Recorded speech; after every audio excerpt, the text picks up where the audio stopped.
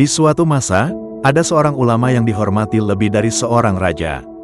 Namanya disebut dengan penuh rasa takzim, bukan karena kekayaan atau kekuasaannya, tetapi karena ilmunya yang luas dan keteguhannya yang tak tergoyahkan. Ketika banyak orang tergoda oleh harta dan jabatan, ia tetap berdiri tegak di atas prinsipnya. Bahkan ketika dipenjara dan disiksa, ia tidak mundur selangkah pun dari keyakinannya. Inilah kisah Imam Malik, seorang pemimpin mazhab Maliki yang tidak gentar menghadapi tekanan penguasa. Ia dijuluki Imam Darul Hijrah, Imam Kota Madinah, karena ilmu dan kebijaksanaannya yang menjadi rujukan bagi kaum muslimin.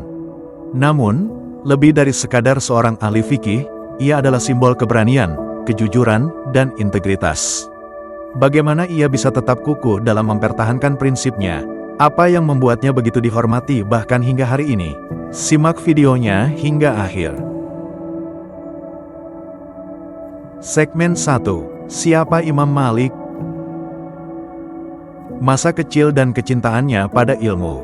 Imam Malik bin Anas lahir pada tahun 93 Hijriah, 711 Masehi, di Madinah, kota yang menjadi pusat ilmu dan ajaran Islam. Sejak kecil, ia tumbuh dalam lingkungan yang penuh dengan keilmuan. Kakeknya adalah seorang tabi'in, generasi setelah sahabat, dan ayahnya seorang ulama yang dihormati. Namun, yang menarik adalah bagaimana Imam Malik memilih jalannya sendiri dalam ilmu. Saat kecil, ia lebih suka belajar agama daripada bekerja seperti kebanyakan anak seusianya.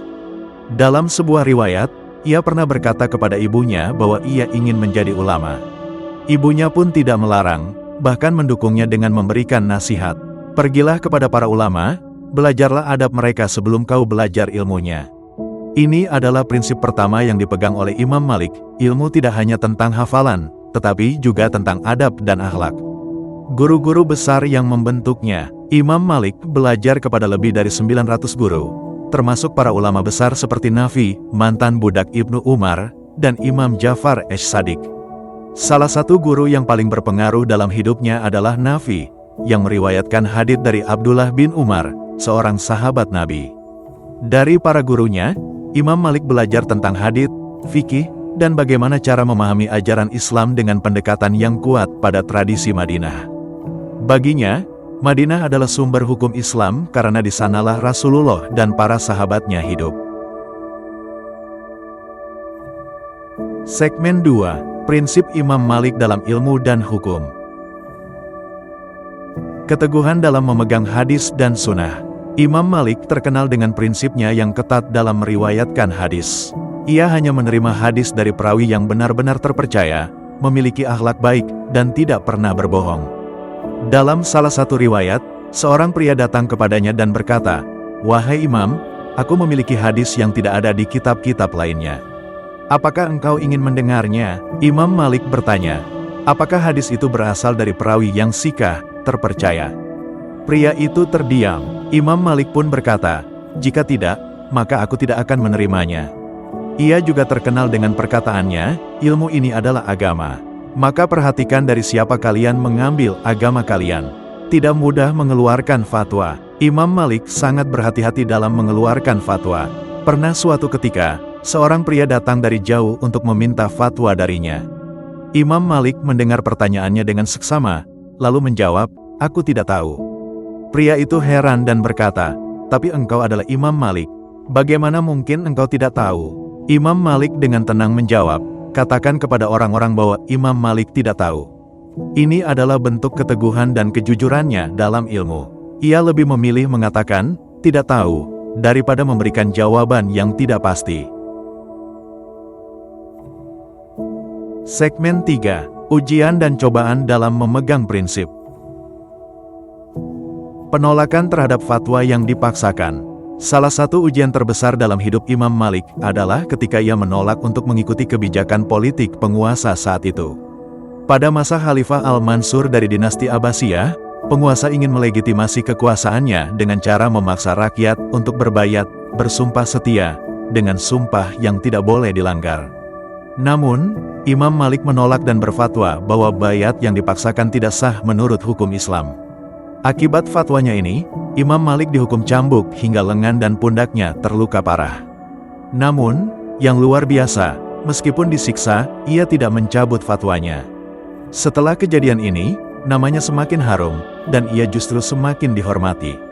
Keteguhan dalam menjaga tradisi Madinah. Sebagai ulama Madinah, Imam Malik percaya bahwa praktik masyarakat Madinah saat itu adalah representasi dari sunnah Rasulullah. Oleh karena itu, dalam mazhab Maliki, hukum yang didasarkan pada amal, tradisi, penduduk Madinah sering lebih diutamakan daripada hadits yang diriwayatkan oleh satu atau dua orang. Ia pernah berkata, "Seandainya aku harus memilih antara hadits dari satu orang dan amalan yang dilakukan oleh penduduk Madinah secara turun-temurun, maka aku akan memilih amalan penduduk Madinah." Hal ini menunjukkan bahwa Imam Malik tidak hanya berpegang pada teks, tetapi juga mempertimbangkan praktik yang telah berjalan secara konsisten sejak zaman Nabi. Segmen 4. Warisan Imam Malik. Kitab Al-Muwatta, kitab hadis dan fikih pertama. Di sebuah ruangan yang dipenuhi dengan gulungan kertas dan tinta, Imam Malik duduk dengan penuh ketekunan. Tangannya perlahan menuliskan setiap kata dengan hati-hati, sementara pikirannya menyaring ribuan hadis yang telah ia hafal. Ia tahu bahwa tugas ini bukan sekadar menulis kitab, tetapi menyusun fondasi bagi ilmu Islam yang akan diwariskan kepada generasi mendatang. Kitab itu bernama Al-Muwatta, sebuah karya yang kelak menjadi salah satu kitab hadis dan fikih pertama dalam sejarah Islam. Imam Malik tidak terburu-buru dalam menyusunnya. Ia menghabiskan lebih dari 40 tahun, meneliti, memverifikasi, dan memastikan bahwa hanya hadis-hadis yang paling sahih yang dimasukkan ke dalamnya. Bukan hanya hadis, Al-Muwatta juga berisi fatwa dan pendapat Imam Malik mengenai berbagai masalah fikih. Ia tidak menulis berdasarkan pendapat pribadinya semata, tetapi juga berdasarkan praktik yang telah dijalankan oleh penduduk Madinah, sebuah kota yang jejaknya masih basah oleh ajaran Rasulullah dan para sahabatnya. Ketika seseorang bertanya mengapa ia begitu lama menyusun kitab ini, Imam Malik hanya tersenyum dan berkata, "Aku ingin memastikan bahwa setiap kata yang kutulis bisa dipertanggungjawabkan di hadapan Allah." Dan benar saja, kitab ini menjadi rujukan utama dalam mazhab Maliki dan memiliki pengaruh besar dalam perkembangan fikih Islam di dunia. Hingga hari ini, Al-Muwatta tetap menjadi salah satu kitab hadis paling terpercaya yang digunakan oleh para ulama dan penuntut ilmu. Prinsip dan sikapnya sebagai teladan. Seorang ulama sejati tidak hanya diukur dari seberapa banyak ilmunya, tetapi juga dari seberapa teguh ia memegang prinsipnya. Imam Malik adalah contoh nyata dari keteguhan itu. Ketika penguasa mencoba memaksanya untuk mengubah fatwanya, ia memilih dicambuk daripada mengkhianati kebenaran. Ketika orang-orang mendesaknya untuk menjawab semua pertanyaan, ia lebih memilih berkata, "Aku tidak tahu," daripada berbicara tanpa kepastian. Ketika godaan jabatan dan kekuasaan datang, ia tetap berada di jalannya, mengajarkan ilmu, bukan mencari kedudukan. Dalam sebuah kesempatan, salah satu muridnya bertanya, "Wahai Imam, mengapa engkau tidak mendekat kepada para penguasa dan memanfaatkan kedudukanmu?" Dengan tenang, Imam Malik menjawab, "Ilmu ini adalah cahaya dari Allah. Ia tidak akan diberikan kepada mereka yang menggunakannya untuk mencari dunia." Keteguhan ini bukan hanya menjadikannya dihormati oleh para ulama setelahnya, tetapi juga menjadi inspirasi bagi kita semua. Saat menghadapi tekanan, ia tidak menyerah. Saat berbicara tentang ilmu, ia tidak gegabah. Saat dihadapkan pada pilihan antara prinsip dan kenyamanan, ia memilih prinsip. Sejarah mencatat nama-nama besar, tetapi hanya sedikit yang diingat karena keberaniannya mempertahankan kebenaran. Imam Malik adalah salah satunya, dan kisahnya akan terus hidup, menginspirasi siapapun yang berani berjalan di jalur yang benar, meskipun penuh rintangan. Di dunia yang penuh dengan godaan dan tekanan, kisah Imam Malik mengajarkan kita untuk tetap teguh pada prinsip yang benar. Ia tidak goyah oleh tekanan penguasa, tidak terbuai oleh iming-iming harta, dan tidak terpengaruh oleh tren yang bertentangan dengan nilai-nilai Islam. Bagi kita yang hidup di era modern, keteguhan ini bisa menjadi pelajaran berharga.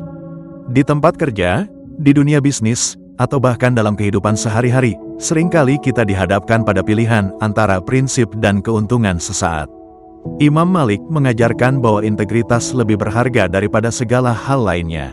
Jika menurut kalian kisah ini layak didengar lebih banyak orang, jangan lupa like, share, dan subscribe agar kita bisa terus menghadirkan kisah-kisah inspiratif lainnya.